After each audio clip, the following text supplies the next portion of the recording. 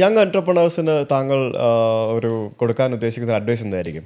നോക്കൂ, ഞാൻ എപ്പോഴും ഞാൻ മന്ത്രിയാകുമ്പോൾ പറഞ്ഞ ഏറ്റവും നല്ല കാലം ഒരു ഓൺട്രപ്രണർ ആവാൻ ഇന്നാണ്.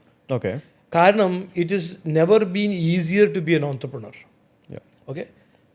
അതേസമയം because it is never been easier, it is the most competitive. അപ്പോൾ ഇന്ന് സക്സസ്ഫുൾ ആവാൻ നിങ്ങൾ ടോപ്പ് ഓഫ് ദ ഗെയിം ആയിരിക്കണം.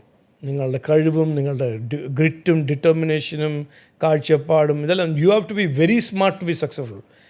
പണ്ട് കാലത്ത് എൻ്റെ സമയത്തെല്ലാം ഓൺട്രപ്രണർഷിപ്പ് എന്ന് പറഞ്ഞ ഒരു കോൺസെപ്റ്റിന് ഇത്ര റെയറായിരുന്നു. അപ്പോൾ ഞങ്ങൾക്കെല്ലാം ഓക്കെ സ്ട്രഗിൾ ചെയ്യണം,